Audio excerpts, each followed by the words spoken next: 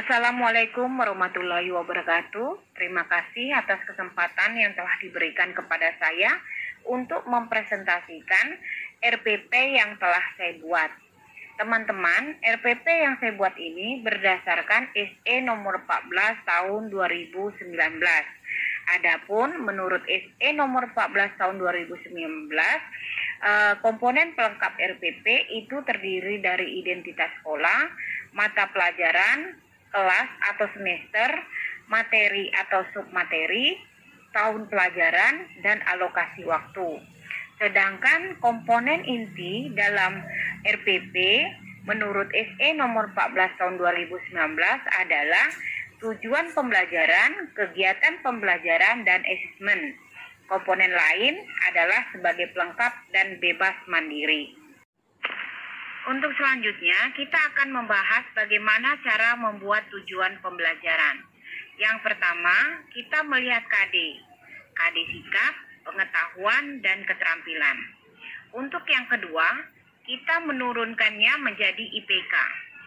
IPK ini disusun menggunakan kata kerja operasional yang dapat diamati dan diukur, kemudian diikuti dengan submateri.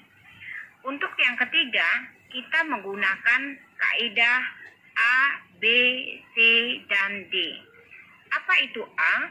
A adalah audiens, yaitu siswa atau peserta didik.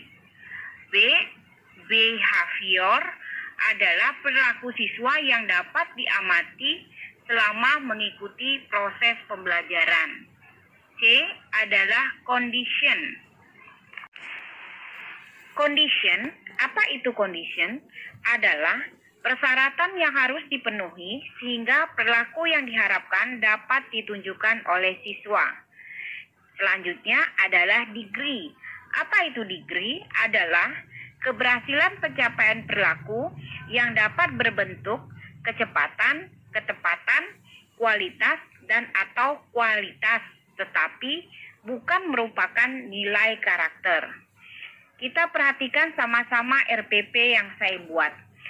Di sini saya menuliskan tujuan pembelajarannya adalah melalui model pembelajaran discovery learning dan proyek kewarganegaraan secara daring, peserta didik dapat menunjukkan dan menjalankan perilaku orang beriman dalam praktis perlindungan dan penegakan hukum untuk menjamin keadilan dan kedamaian, memiliki dan menjalankan perilaku jujur dalam praktek perlindungan dan penegakan hukum di tengah masyarakat, menganalisis hakikat perlindungan dan peran lembaga penegak hukum dalam menjamin keadilan dan kedamaian, mengidentifikasi dinamika pelanggaran hukum, serta menyajikan hasil evaluasi praktek perlindungan dan penegakan hukum dalam bentuk laporan dan vlog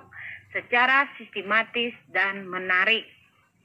Nah, Bapak dan Ibu, yang dimaksud dengan audien di dalam tujuan pembelajaran saya di sini adalah peserta didik.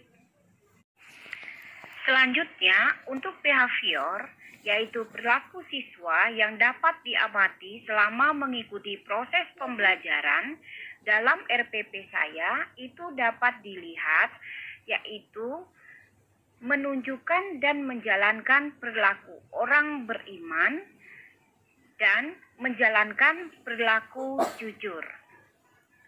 Selanjutnya, untuk yang ketiga, yaitu condition. Nah, condition di sini adalah persyaratan yang harus dipenuhi sehingga perilaku yang diharapkan dapat ditunjukkan oleh siswa.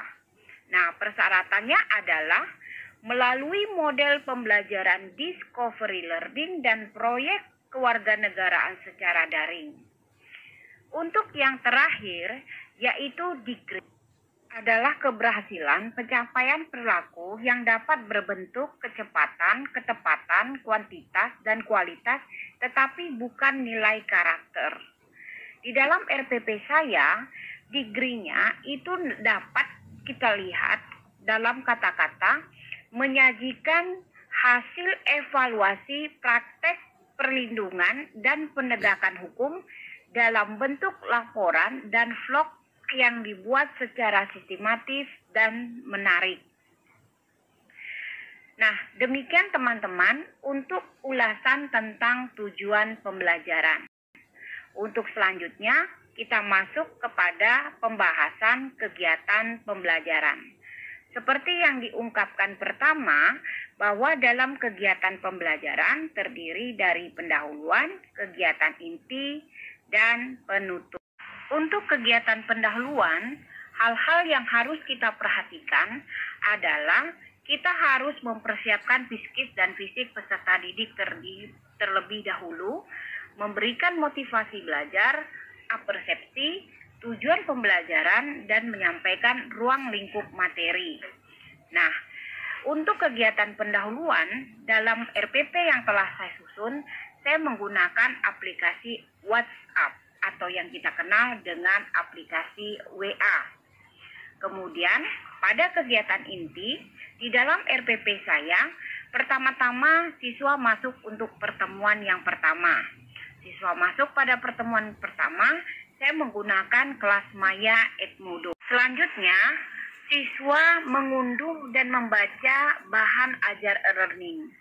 Bahan ajar e-learning ini adalah bahan ajar yang saya buat sendiri. Bahan ajar ini terdiri dari 1 KD saja, khusus perlindungan dan penegakan hukum dalam masyarakat untuk menjamin keadilan dan kedamaian. Nah, bahan ajar ini dapat mereka unduh di beranda kelas atau perpustakaan Edmodo. Selanjutnya, setelah mengunduh bahan ajar, siswa akan mengunduh dan mengerjakan serta mengunggah tugas 1, yaitu di aplikasi Edmodo dengan fitur apa yang jatuh tempo. Nah, selanjutnya setelah mengunggah tugas, siswa mengikuti kuis 1. Setelah siswa mengikuti kuis 1, selanjutnya siswa dan guru berdiskusi. Nah, dalam kegiatan inti ini diharapkan terjadi pembelajaran hot. Apa itu pembelajaran hot? Yaitu terjadinya transfer ilmu pengetahuan, kemudian siswa bersifat kritis, kemudian siswa berpikir kreatif, dan dapat memecahkan masalah. Yang kedua, dalam pembelajaran kegiatan inti diharapkan terjadinya 4C. Apa itu 4C? Yaitu kreativitas, kemudian berpikir kreatif, kemudian kolaborasi, dan komunikatif. Dan yang tidak kalah penting adalah PPK. Di dalam pembelajaran saya, literasi yang saya gunakan adalah membaca bahan ajar e-learning. Setelah peserta didik dan guru berdiskusi, pada pertemuan berikutnya, siswa kembali masuk ke kelas Edmodo. Kemudian mengunduh dan membaca bahan ajar learning. Selanjutnya, mengunduh dan mengamati infografis. Setelah mengamati infografis, siswa dilanjutkan dengan mengunduh, mengerjakan, dan mengunggah tugas 2. Kemudian mengerjakan kuis, dan selanjutnya yaitu peserta didik dan guru kembali berdiskusi. Pada pertemuan 3, peserta didik masuk di kelas Edmodo. Kemudian peserta didik selanjutnya adalah menyimak contoh vlog praktik perlindungan dan penegakan hukum. Setelah menyimak contoh vlog, selanjutnya peserta didik mengunduh, mengerjakan, dan mengunggah tugas 3, yaitu membuat vlog. Setelah membuat vlog, siswa mengerjakan kuis 3. Setelah kuis 3 dikerjakan, kembali peserta didik dan guru berdiskusi. Adapun materi diskusinya adalah materi pada pertemuan ketiga, yaitu dinamika pelanggaran hukum. Baiklah Bapak dan Ibu, selanjutnya kita masuk pada kegiatan penutup, yaitu pada pertemuan keempat. Pada pertemuan keempat, peserta didik mengerjakan tes akhir. Kemudian Peserta didik mengisi penilaian diri yang terdapat di link form Edmodo. Selanjutnya, guru menyimpulkan, mengapresiasi, dan melakukan tindak lanjut. Selanjutnya, komponen yang ketiga, yaitu penilaian. Penilaian terdiri dari penilaian sikap, pengetahuan, dan keterampilan. Untuk penilaian sikap, teknik yang digunakan adalah observasi. Bentuk instrumen yang digunakan adalah lembar observasi yang memuat aspek perilaku beriman, perilaku jujur, disiplin, dan tanggung jawab. Sedangkan untuk penilaian pengetahuan, teknik penilaian yang digunakan adalah tes tertulis. Bentuk instrumennya adalah tes tertulis berupa 10 soal pilihan ganda. Untuk penilaian keterampilan, teknik penilaian yang digunakan adalah kinerja dan produk. Bentuk instrumen adalah lembar penilaian laporan dan presentasi lembar penilaian vlog. Terima kasih telah memberikan kesempatan kepada saya untuk mempresentasikan RPP yang saya buat dalam kegiatan workshop penyederhanaan RPP Moda Daring yang diselenggarakan oleh P4TK. Sekian, terima kasih. Wassalamualaikum warahmatullahi wabarakatuh.